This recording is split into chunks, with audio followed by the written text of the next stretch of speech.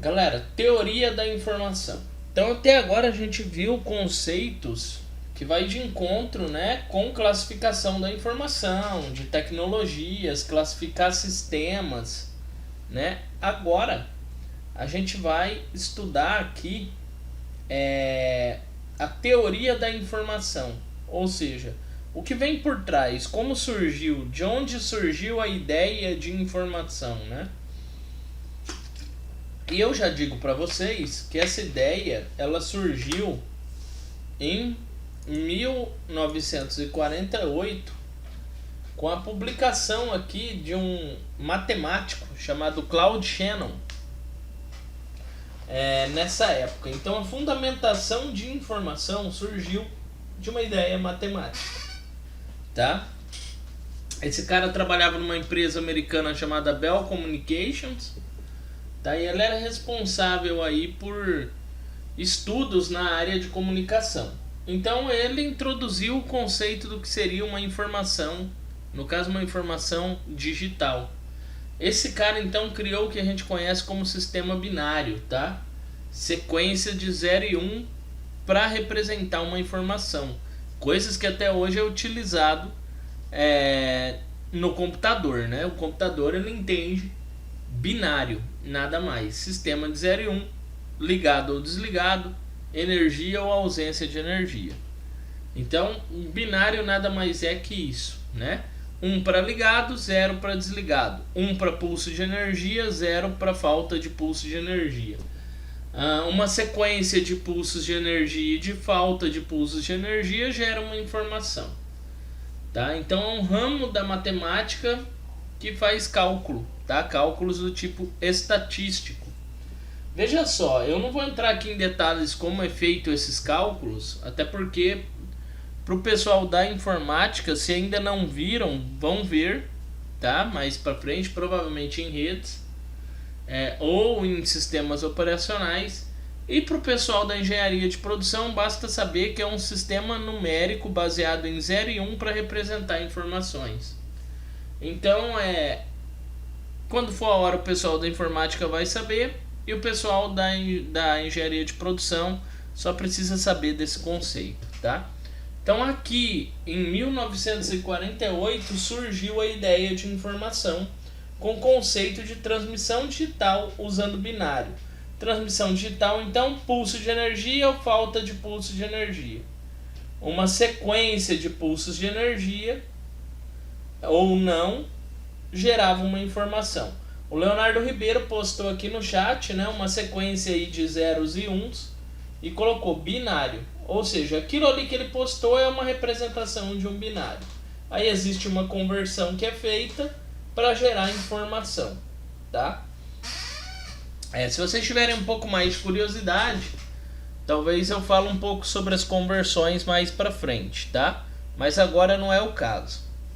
Bom, depois de se criar esse sistema binário, introduzir esse conceito, surgiu a ideia do código Morse. E o código Morse revolucionou o sistema de comunicação, tá? Porque ele foi um fenômeno que usava um código telegráfico. Então era possível enviar informações a grandes distâncias, tá? Por redes de postes. Quem aqui já assistiu o filme de Faroeste, provavelmente já viu em algum deles o telégrafo, né? E fica o cara lá fazendo tac, tac, tac, tac, tac, tac, tac, tac, barulhinho, né? E o outro fica decodificando do outro lado, recebendo. Então o código Morse nada mais é do que uma sequência de pulsos elétricos que iam pelas redes dos telégrafos e o outro cara do outro lado identificava esse código Morse, né, e traduzia para uma informação. Então isso daqui revolucionou o sistema de comunicação na época, tá? Na verdade se assemelha ao digital porque é ausência ou não de um sinal. E então ele era um código telegráfico, tá? E levou o nome aí de quem criou. Ele que foi, se não me engano, o sobrenome do cara era Morse. O nome dele eu não me lembro. Deixa eu fazer aqui uma pesquisa rápida pra gente tirar a dúvida. Criador do código Morse. Eu devia ter posto na apresentação e não coloquei. Criador do código Morse. O nome do cara era Samuel Morse.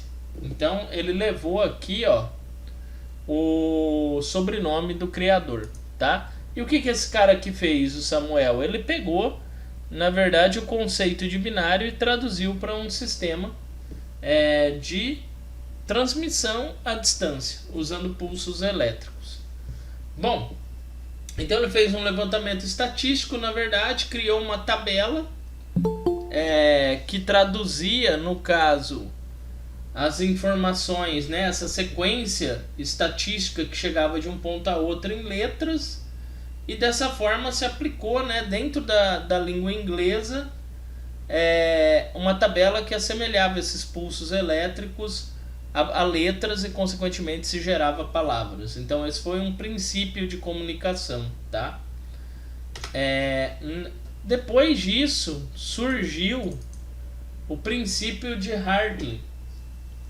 Esse cara aqui, ele criou uma definição que é a seguinte: a informação é tanto maior quanto mais possibilidades foram excluídas, né? Então, para ficar mais claro, vai o exemplo.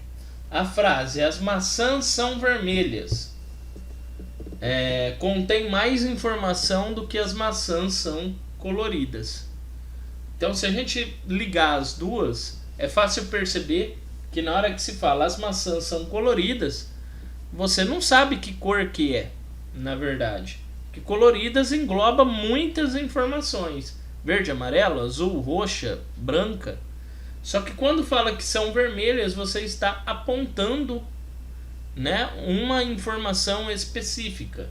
Então esse cara aqui, ele chegou na conclusão de que para a comunicação ser mais efetiva, deveria se eliminar esse tipo de redundância.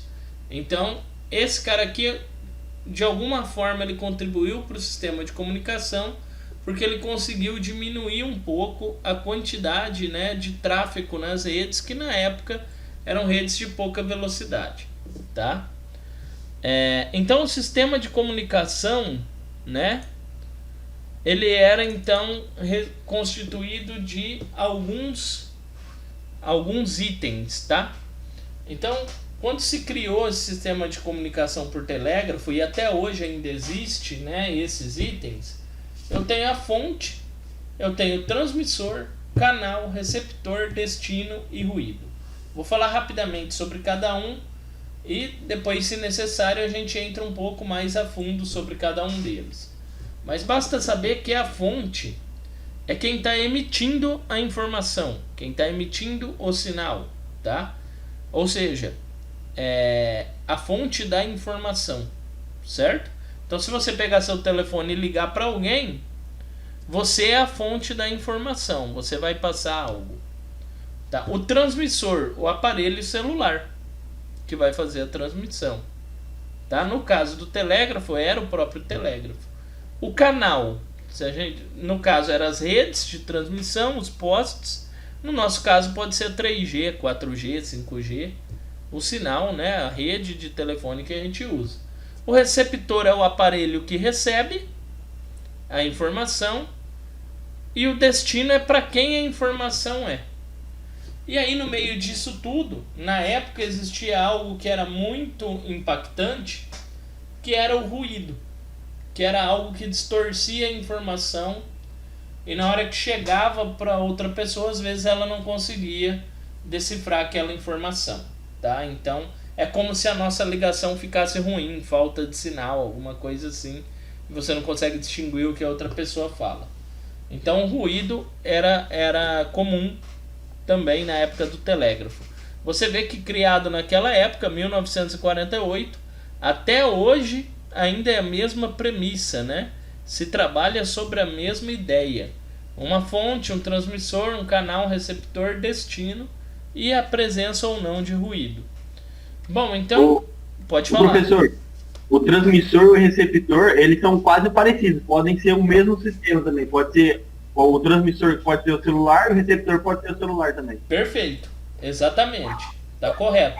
Quer um exemplo disso? O modem. Hoje ninguém mais usa, né? Caiu um pouco em desuso, ou pouca gente usa, Mas o modem, na época do telefone discado, o que é modem? Modulador e demodulador, né? O modulador, ele transforma a sua informação em algo que trafega na rede, em uma informação para trafegar na rede. E o mesmo modem recebe a informação e traduz para o seu computador. Então, é a mesma peça que faz a mesma coisa. Repetir, mas tudo?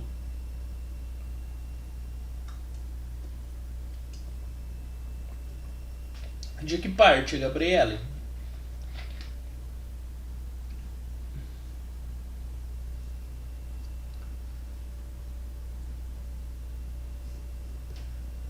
Da lista.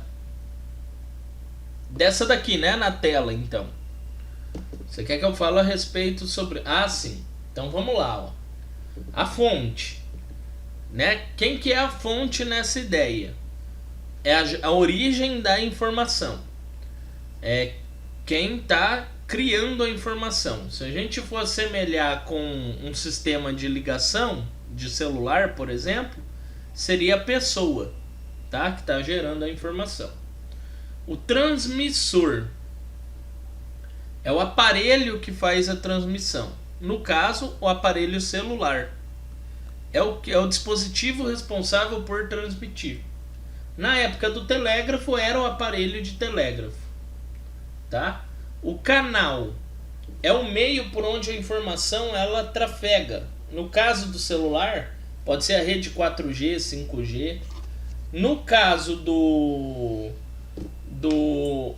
telégrafo, eram as redes de telégrafo, né, que tinha na época. Eram postes com fios elétricos. Então esse é o canal.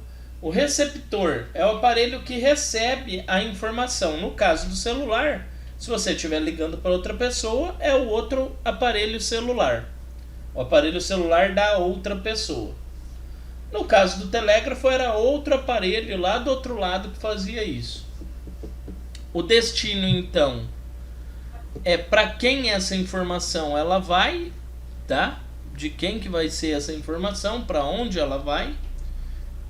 E o ruído é uma interferência que pode ou não surgir.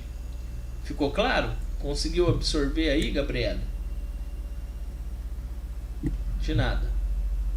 Professor, Oi? só uma pergunta para aproveitar a brecha da Gabriele.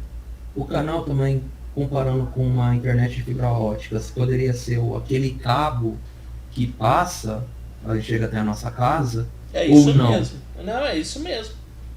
É a rede em si. Se for fibra ótica, é a rede de fibra. Entendi. Tá certo. Só o meio mudou. Pode ser 3G, a fibra ótica, a rádio. Tanto faz. É o meio por onde ela trafega. Galera, então aqui ó, é um esquemático um pouco mais... Dentro de um esquemático como funciona, né? Então, na verdade, eu tenho alguns componentes, né, que faz parte do sistema de comunicação: fonte, transmissor, canal, receptor e destino. E em qualquer um desses itens pode ocorrer um ruído ou uma interferência, tá? Então, esse sistema ele é susceptível a isso, certo? Na verdade, é bem isso mesmo que acontece. Hoje em dia existem mecanismos, né, que se você perder um pacote lá na internet, mais para frente a gente pode entrar em detalhe o que vem a ser ou não um pacote, a retransmissão da informação. Mas enfim, na época, né, quando surgiu essa ideia, isso daqui não o ruído atrapalhava muito, tá? Aqui então está resumido o que é cada um deles, né? Eu já falei lá anteriormente. Mas está aqui, ó, a fonte, pessoa, coisa, processo que emite mensagem através do sistema. É a origem da informação, tá? O transmissor, processo ou equipamento que processa a mensagem transmitindo da fonte ao canal. Então é o cara que vai transmitir a mensagem, né? Falamos aqui já do telefone, do telégrafo. É o próprio computador na rede, quando você envia um e-mail, ele passa a ser o transmissor. O canal, então, é o equipamento entre o transmissor e o receptor. Em telefonia, no caso, na época, eram os fios. Hoje pode ser aquele telefone de cabo. Hoje pode ser a 3G, 4G, internet, tanto faz, tá? É o meio por onde a informação chega do transmissor ao receptor. O receptor, então, é um equipamento que vai receber a mensagem pelo canal e vai decodificar ela para que o destino receba essa mensagem. E o destino é a pessoa, coisa, processo para quem a mensagem está destinada, tá? Então isso já ficou, acho que bem claro. O ruído. Então, ruído, galera, é a perturbação, né, oriunda de um defeito interno ao sistema, tá? Então, quando eu falo ruído, o defeito é interno àquele sistema que eu apresentei aqui em cima. Existe algo aqui dentro que gera uma interferência, um ruído. Aliás, que gera um ruído. E a interferência é uma perturbação do elemento externo, tá? Então, eu tenho essas duas diferenças. O ruído, então, é algo que dentro desse sistema de comunicação ele acaba interferindo na informação. Então, se eu vou parar para pensar, um ruído possível poderia ser, por exemplo, dentro desse caminho, né, dessa rede, em algum ponto cair a rede. Quer dizer, vai ocorrer a interferência e a informação não vai chegar. Isso seria um ruído. Por exemplo, lá no meio da comunicação, eu vou tentar enviar, quebra um cabo lá de fibra ótica. Pronto, eu já não consigo mais enviar.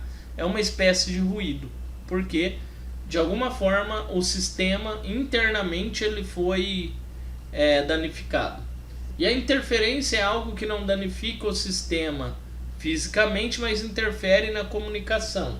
Por exemplo, se você tiver algum sistema de comunicação, uma rede elétrica, por exemplo, do lado, e de alguma forma gerar estática. Pode ser que as suas informações elas sejam corrompidas, ou que você não consiga receber informações, ou até mesmo num sistema como aqui em casa, né, que eu tenho internet e a rádio, porque moro na zona rural.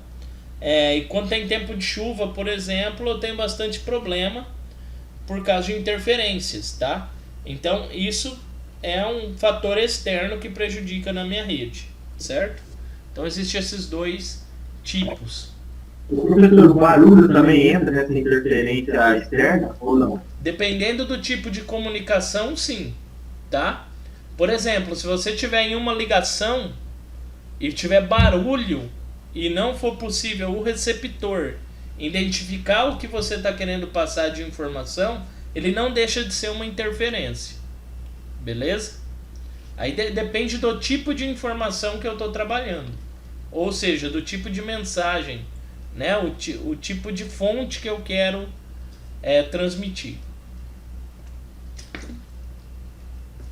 E tem um cara que surgiu aí, ó, para tentar contornar esse sistema de ruído, né? Porque na época, pensando lá na época dos telégrafos, a gente tinha muito problema com isso, porque não existia um método para conter isso. Se ocorresse o ruído, o que ia acontecer? A mensagem chegou, não conseguiu decodificar. O cara lá do outro lado, sei lá quantos quilômetros, ia ter que mandar uma outra mensagem para quem enviou, pedindo para retransmitir, né? Então ia levar um tempo. As redes naquela época não tinham velocidade de hoje. Aí o cara ia ter que decodificar essa mensagem lá de acordo com a tabela e mandar de novo, correndo o risco de acontecer o ruído, né? E esse sistema que originou a comunicação entre dispositivos, né, que foi lá na época do telégrafo, se percebeu que existia ocorria muito disso, né, das informações chegar corrompida. Então se criou um sistema de redundância, tá? Então mais tarde, quando esse sistema foi empregado em outros dispositivos, se pensou em um sistema para tentar contornar isso, tá? Então surgiu o conceito de redundância, que é repetir a mensagem para que a recepção correta seja garantida. Então, por exemplo, quando você quer entrar em uma sala, bate-se na porta 2 vezes. Um exemplo bem clássico, né? Eu quero entrar, bati uma vez, não entrei, bato de novo. A informação agora foi recebida. O cara vai lá e abre a porta. Professor, Oi. mas nem sempre a redundância é algo bom, né? Em alguns casos. Por quê? Como assim? Todo sistema deve ser... Que nem, se for trabalhar com um banco de dados, por exemplo, um sistema comercial, Não, ter uma repetição de dados não seria algo bom, não seria algo benéfico. Mas veja seria, bem, né? aqui eu tô falando de rede de dados. Sim, Tráfego de informação. daí depende do contexto, é isso que eu quero dizer, é o ponto que eu quero A chegar. redundância, eu não sei se você está se referindo, quando eu falo redundância lá em banco de dados 1, a redundância em banco de dados é a repetição da mesma informação em uma tabela do banco. Entendeu? Não tem a ver com essa redundância, que é você... Na verdade, eu vou explicar bem certinho o que é redundância. Como funciona hoje uma rede de computador? Quer ver? Deixa eu pegar aqui um Paint. Aqui para ficar mais claro. E é interessante a pergunta, e é bom deixar claro isso. Imagina o seguinte, que você tem a informação aqui, né? Então veja, você tem aqui informação, né? Tá aqui a minha informação. Não ficou muito legal aqui, deixa eu colocar aqui. Info. Vou colocar assim pra gente não perder muito tempo. Então essa daqui é a minha informação. Eu quero trafegar, fazer com que ela trafegue na rede. Vou falar bem resumidamente para vocês entenderem como funciona hoje em dia esse princípio de redundância. Então você vai lá e dispara isso daqui na rede, tá? Então vamos supor que aqui eu tenho uma informação de, sei lá, 1 GB, né? Ou melhor dizendo, hoje em dia 20 GB, né? E aí eu tenho aqui a rede minha que está trafegando várias informações, indo e vindo.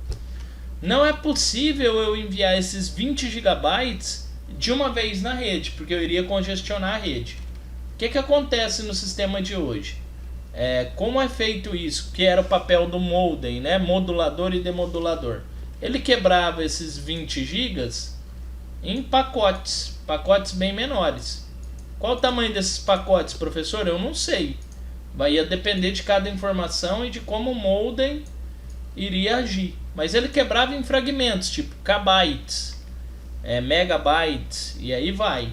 Então, essa informação fragmentada, ela ia para a rede, né? Até chegar no receptor, que ia pegar esses pacotes, né, que chegaram para ele, e ia remontar. Então, funciona exatamente assim hoje, tá? Você vai mandar algo para alguém, por que o navegador fica lá baixando antes de mostrar a informação para você? Porque ele está juntando os pacotes para você poder depois ver a informação. Um lugar bem fácil de identificar isso é o torrent. Você começa a baixar o torrent, você vai vendo lá, né, que tantos por cento está baixado. Aí mostra até um gráfico lá embaixo de quais partes estão sendo baixadas. Por que no torrent baixa um pedaço do fim, um pedaço do começo, um pedaço do meio? Porque ele vai juntando os pacotes e quando ele tem todos os pacotes, ele monta a informação para você. Você baixa a informação. Então, o que acontece com a redundância? Vamos supor que de alguma forma, um desses pacotes aqui, ele sofreu uma perca, né? Então, por exemplo, esse pacote aqui, ele chegou errado. Ele bateu aqui e não conseguiu montar a mensagem. O que se entendeu? Se lá na época, o que acontecia? Na hora que ele ia montar, se um pacote tivesse perdido, a informação inteira ia ser perdida. Ia precisar do reenvio daqui para cá. Com a redundância, o que acontece? Eles pedem o reenvio somente desse cara aqui. Então, na hora que bater aqui, esse cara aqui pede o reenvio para cá do pacote e esse cara aqui envia de novo esse pacote que foi perdido para cá e aí esse cara aqui remonta. Entenderam a ideia? Sim. Agora vejam só. Existem muitos outros passos nisso, tá? Entra em questões de pacote, endereçamento de rede, divisão de informação na rede, divisão dos pacotes. Isso daí a gente vai ver lá em redes. Ou eu ou o professor que for dar redes para vocês vai falar a respeito, tá? Aqui eu tô passando uma geral para vocês entenderem qual que é o conceito de redundância. Na verdade, a redundância é o reenvio do pacote, né? Só deram um nome de redundância. Então, isso daqui ocorre muito, tá? Mas muito mesmo. O reenvio de informações ele é constante na rede. É o mesmo caso de você entrar num site, o site não conseguir entrar, você dá F5, ele entra. Por que ele não entrou da primeira vez? Algo não chegou para você, não conseguiu carregar. Na hora que você deu F5 e atualizou, reenviou os dados, fez uma nova requisição para o servidor, ele enviou de novo as informações e agora chegou tudo e você abre os dados. Esse é o princípio de comunicação. Ok. E antigamente, supondo que desses 20 GB que você está tomando nesse exemplo, algo hipotético, enviou 1 GB, deu problema em um pacote. Antigamente, aquele 1 GB teria que ser enviado de novo ou somente exatamente aquele pacote? Não. Sem a redundância seria aquele 1 GB, né? Você ia ter que reenviar a informação inteira. Entendeu? Entendi. Ia reenviar tudo. Novamente.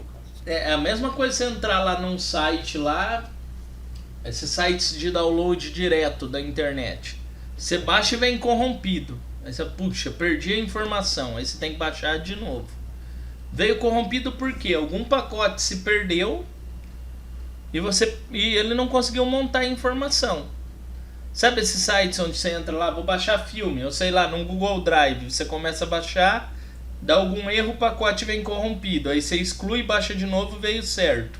O que aconteceu? Ele montou a informação, mas algo saiu errado e ele não conseguiu montar a informação como devia. Aí o que você tem que fazer? Baixar de novo. Então, são sistemas que são implementados, né, de formas diferentes.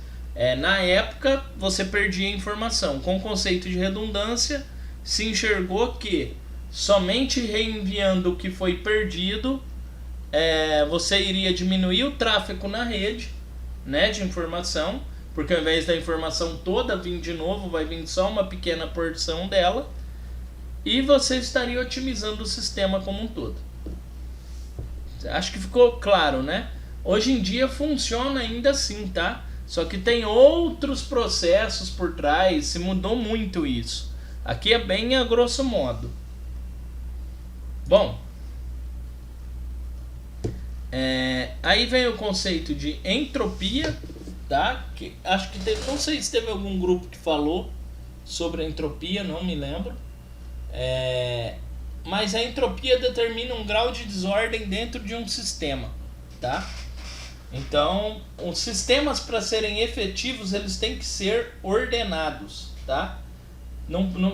Desordem não é interessante. Então, a informação sofre uma perca ao ser transmitida. Então, pense assim, num sistema de comunicação tem uma perca ao transmitir uma informação. Todo sistema de informação possui tendência à entropia, ou seja, todo sistema de informação ele tem tendência a falhar, tá? Isso é uma luta para quem desenvolve, porque a gente vai contra essa tendência, a gente tenta gerar cada vez sistemas melhores e mais estáveis. Você pode pegar qualquer sistema, por melhor que ele seja, mesmo que seja uma pequena falha, existe nele. E sempre esse processo vai existir, porque o sistema tem a tendência a falhar, tá? Então aqui é o seguinte, galera, a entropia então determina o grau de desordem do sistema. No sistema, no caso, a informação reduz a incerteza e determina o grau de ordem no sistema. Então veja só, Quanto mais informação correta um sistema gera, se pode dizer que mais ordenado ele está, porque melhor resultado ele dá. Em contrapartida, quanto mais informação errada ou erros um sistema tem, pode-se dizer que mais entrópico ele é, porque ele está tendendo mais ao erro. Tá? Então, essa é a ideia. É só nomenclatura, tá?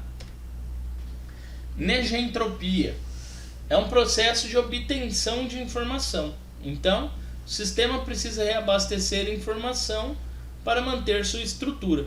A negentropia utiliza a informação como meio de instrumento para a ordenação do sistema. Então, a entropia é a falta da informação ou gerar informação de maneira incorreta, e a negentropia é o contrário, é o uso da informação para que o sistema se torne ordenado. Tá? Quando eu falo em um sistema ordenado, eu estou falando de um sistema e subsistemas. Tá? Então, se vocês se lembrarem do início da matéria, eu falava sobre subsistemas que em conjunto pode compor um sistema maior. Tá? Todo esse conceito entra aqui, ok? Bom, sinergia. O que é a sinergia? Ocorre quando duas partes de um sistema se mantêm entre si um estado sólido, sinérgico, ou seja, elas se dão bem, elas se comunicam de uma maneira efetiva, correta, tá? Uma estrita inter-relação, integração e comunicação. Elas se ajudam mutuamente e o resultado do sistema passa a ser maior do que a soma de resultado de suas partes tomadas isoladamente. Então é quando eu coloco subsistemas trabalhando em conjunto e eles trabalham de uma forma tão bem junto, tão sinérgica, que o rendimento do sistema se torna melhor. Quer ver? Um exemplo bem tranquilo disso é você pensar no processador como era lá no Pentium 4, que era monoprocessado, um processador só, um núcleo só de processador, tinha uma velocidade. Hoje em dia a gente tem processadores com 8 núcleos. A velocidade aumentou, então eu tenho núcleos que antes separados eles tinham um rendimento, e hoje, quando trabalhando em conjunto, o rendimento é muito maior e eles trabalham de forma sinérgica. Tá? Junto com isso a gente tem vários outros exemplos, né? Dentro da própria computação você tem, falando fisicamente, placas de memória RAM idênticas, interconectadas paralelamente, trabalhando simultaneamente, ou seja, sinergicamente, aumenta a capacidade do computador. Então você tem vários exemplos disso dentro da computação. Tá? Saindo da computação, você pode pensar em, por exemplo, se tratando de uma empresa, você pode pensar por exemplo, o setor jurídico trabalhando em conjunto com o setor financeiro pode gerar mais lucro do que cada um trabalhando separado do outro. Então, são situações que devem ser pensadas. Essa sinergia ela deve ser mantida, tá? Deve haver uma integração e uma comunicação sólida para que ocorra de uma maneira correta. E quando você fala de sistemas, você deve procurar sempre a sinergia entre as partes de um sistema. Professor, Oi.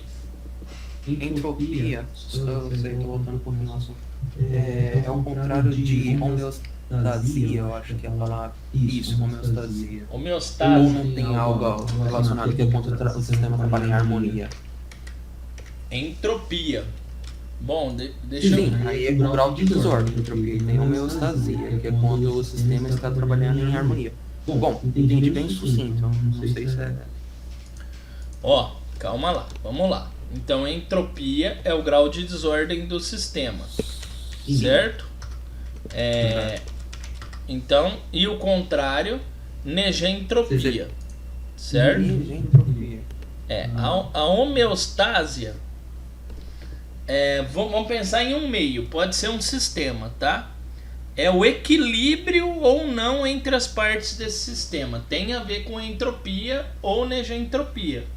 Vai depender de que jeito que eu vou enxergar isso, Mas um sistema está em homeostase quando eu tenho equilíbrio entre o ambiente interno e externo do sistema, certo? Então acaba um tendo a ver com o outro, ok? Tranquilo? Bom, então falei sobre sinergia, conceito de dado, informação e comunicação. A gente já falou um pouco sobre isso, né?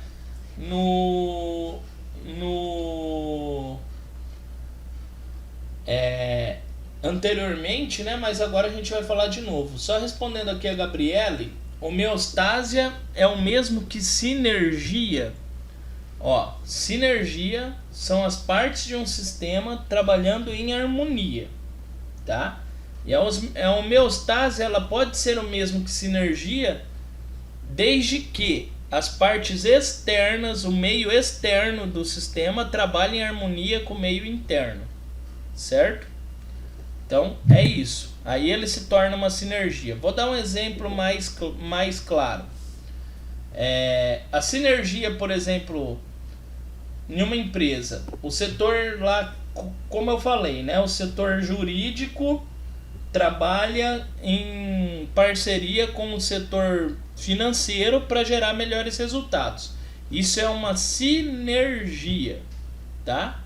Vamos supor que fora da empresa você tenha uma empresa de contabilidade, um meio externo, e ela trabalha em harmonia também com esses dois setores. Então aí eu tenho uma homeostásia, tá? O setor, um sistema externo trabalhando em conjunto com o sistema interno. Porém, se os dois trabalham em perfeita harmonia, eu também tenho uma sinergia entre esses dois sistemas. Deu para entender?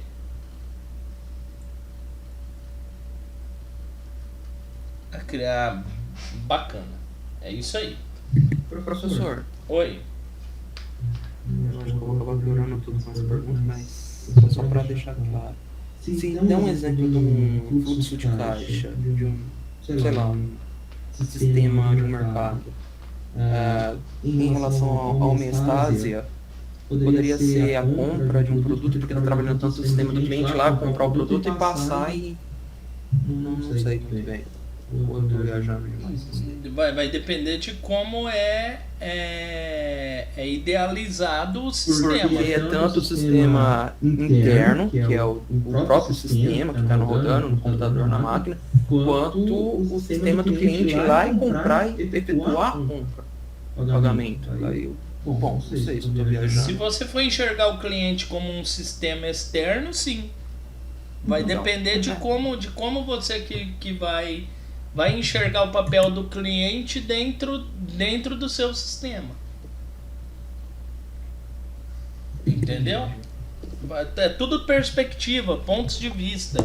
Você tem que ver o quanto relevante é ou não para o sistema e o quanto sinérgico é ou não para o sistema. Se caso for, no caso de um cliente, pensando em um supermercado, por exemplo, ele é importante.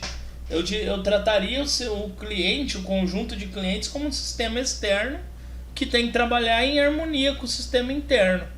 Então eu tenho uma homeostase entre o cliente e o mercado, só que eu necessito a sinergia, porque se não houver essa sinergia, meu cliente não volta. Correto? Você não vai voltar em um lugar onde você não se sentiu integrado, não houve uma boa comunicação e assim por diante, né? Então, se você expandir esse conceito, se enquadra.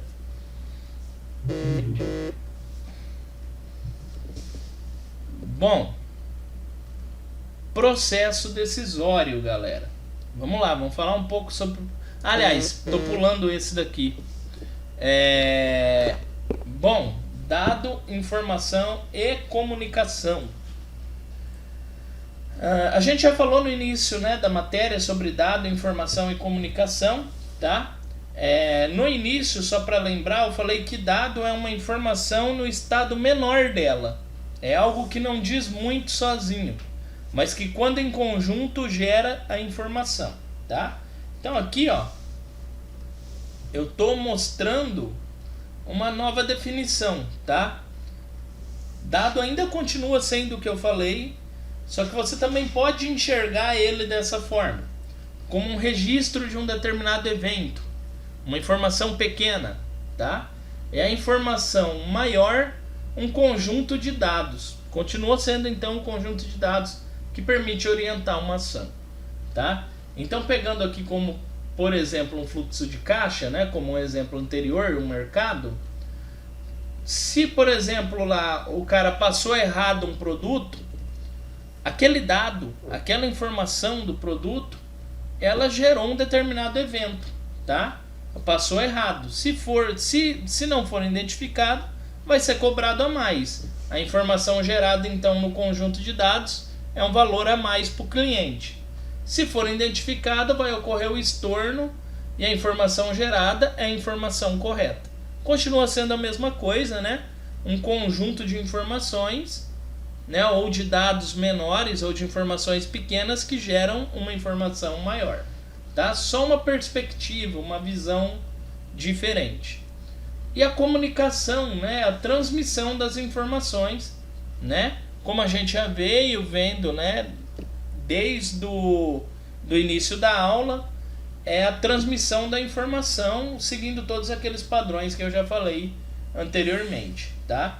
Então a comunicação, ela sempre parte, de maneira resumida, de um destinatário, né, para um remetente, ok? Então, de um remetente para um destinatário, ou seja, alguém que vai transmitir e alguém que vai receber, e vice-versa, né? Essa é a premissa. Aí, se você pensar nos meios, né, de transmissão, aí eles podem variar de acordo com cada sistema em questão, tá? Bom, processo decisório. Dentro desse esquema todo que eu falei para vocês, sistema, formas de comunicação, formas como os sistemas interagem,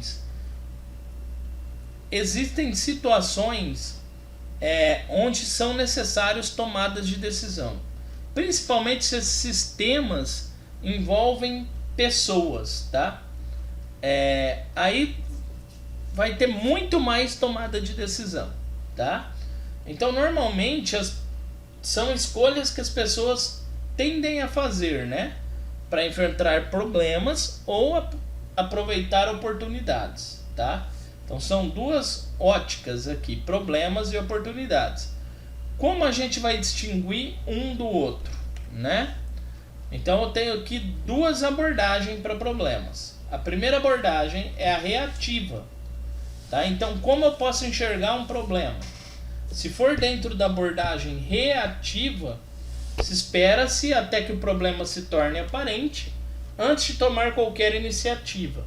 Por exemplo, esperar que uma peça de um equipamento pare de funcionar. Acho que eu anteriormente até comentei sobre isso. Nessa abordagem você espera que ocorra o problema para você resolver. Na proativa você tem uma tendência a se precaver. Então você procura possíveis problemas para contornar eles antes que eles ocorram. Então procura-se problemas em potencial antes que eles se tornem sério. Por exemplo, manutenção preventiva de equipamento. Eu até falei disso, que eu até falei sobre manutenção do computador, mandar limpar, me lembro bem. Então esses dois caras aqui influenciam muito, tá? O erro, né? Então, o erro é quando o problema ocorre e o sistema, ele de alguma forma acusa isso, tá? Quando ocorre o erro é necessário tomar a decisão, senão o sistema vai entrar em queda. Então, existe um problema sério quando o erro ocorre. Quem toma as decisões pode fazê-lo de forma compartimentada, ou seja, sua decisão pode ser boa para um determinado setor da empresa ou do sistema, né? Melhor dizendo, e nem sempre satisfatória para o sistema como um todo. Ele geralmente atua com base em decisões e dados disponíveis no seu departamento, né? Sem se basear na visão global. Isso ocorre devido à organização ser hierárquica, né? No caso de uma empresa em organização hierárquica, e os fluxos de informação através dela também ser hierárquico. Tá? Então é necessário se prevenir disso. Sobre a árvore de decisão, eu já falei com vocês, não vou repetir, mas normalmente se usa a árvore de decisão para resolver esse tipo de problema. Tá? E aí eu tenho alguns modelos para decisão de decisão, né? Que são as decisões programadas, que são as que eu decido o que eu vou fazer e tenho a data e o momento para isso. Então, normalmente se vai usar esse tipo de decisão em problemas que se repetem constantemente, tá? Sempre são tomadas decisões mediante uma regra, certo? Elas são normalmente computadorizadas ou elas são facilmente informatizadas, tá? Então, por exemplo, você programar uma rotina lá no sistema para quando o estoque chegar em 100 unidades, ele avisar você. Seria uma decisão programada. E as não programadas se lidam com problemas que nem sempre ocorrem. É raro ocorrer. E normalmente o sistema ou a pessoa que está gerenciando o sistema ou a organização não tem experiência para lidar com isso, porque nunca ou quase nunca ocorre isso, tá?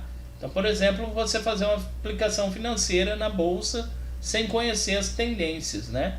Facilmente você pode perder dinheiro ali. Então, a atuação do sistema de apoio à decisão e especialista estão sendo usados para resolver algumas decisões não programadas. Esses dois tipos de sistema, eles vêm para apoiar a decisão. Sistemas de apoio à decisão, tá? SAD.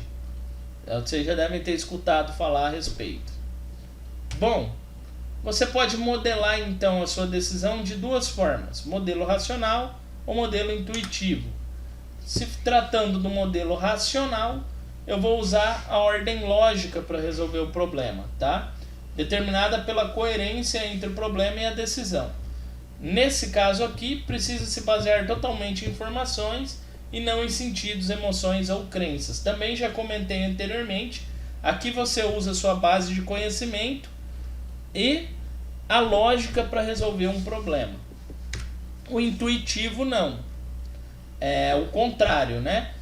Você não tem informação suficiente para resolver o problema, então você vai, vamos falar assim, por rumo, tá?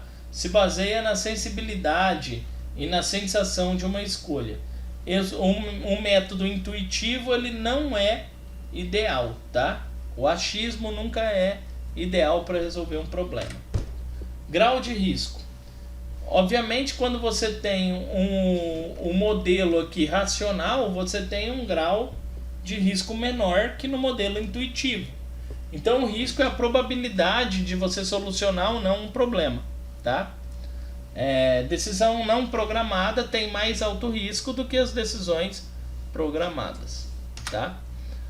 Eu também tenho algumas abordagens aí para tomada de decisão, tá? Você pode tomar decisões sobre a certeza, ou seja, ocorre uma situação em que o tomador de decisão sabe o que vai acontecer, você toma a decisão sabendo o que vai acontecer, e cada alternativa tem uma saída já definida, e essa saída é conhecida com antecipação, tá? Então esse daqui é o cenário perfeito para uma tomada de decisão e solução de um problema.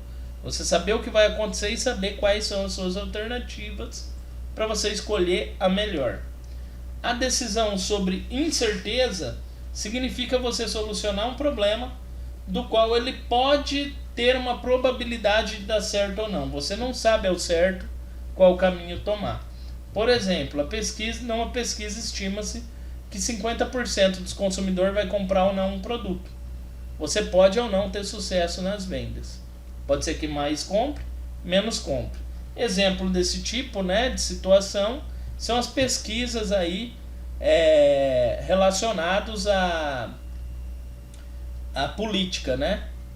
Tantos por cento de chance do cara ganhar, tantos por cento de fulano. Então você tem uma estimativa, mas nada muito certo. Os riscos, então. Se você toma se você toma decisão sobre risco, você tem alguns tipos, tá? O risco da decisão se refere ao risco inerente à própria decisão. O que eu vou tomar como decisão, o que ele vai ou não acatar para minha empresa. Por exemplo, se você tomar aqui como exemplo produto com 50% de chance de alguém comprar ou não, às vezes se 50% comprar, você não tem prejuízo, mas se 45% só comprar, você tem. Então às vezes você tem que tomar uma decisão sobre um alto grau de risco. Tá? Como é estimativa, pode ser que você tenha prejuízo nesse caso. Tá? Então esse risco de estimativa sempre se refere a um risco inerente a um processo por meio de estimativa. Todo processo de estimativa vai envolver risco. Então sempre que você tiver porcentagens para ocorrer ou não algo, você tem um risco. Tá? Talvez o grupo de consumidores pesquisado inicialmente não seja representativo para a massa de consumidor como um todo. Então às vezes pegou pessoas que não representem o todo. Tá? Em contrapartida, se você tivesse um risco aí de 75% do produto vender, talvez fosse mais fácil tomar essa decisão. Não. Se eu vender para 75% pode comprar, mas se eu vender para 50% eu já tenho lucro. Então é mais fácil de tomar essa decisão. Muito provavelmente é certo que você vai atingir a meta.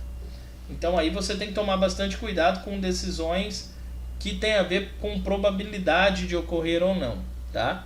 Risco sobre incerteza deve ser evitado. Sempre deve-se procurar lidar e fazer com que o sistema gere riscos que estejam sobre a certeza de solução. Tá? Aí aqui vai ter alguns métodos para solucionar problemas. Tá? Eu vou falar a respeito desses métodos a partir da próxima aula. Ok? Que aí eu divido a matéria um pouco melhor. Então a gente chegou até aqui sobre riscos. Algumas das coisas que eu falei hoje na aula eu já tinha falado anteriormente, mas acho que foi bacana porque foi uma retomada legal, uma vez que a gente ficou um tempo, né, apresentando trabalhos e assim por diante. Certo? Alguma dúvida, galera? Tranquilo, né? Tranquilo? Professor, vai disponibilizar esse slide pra gente? O slide eu acho que eu já enviei, não enviei? Já.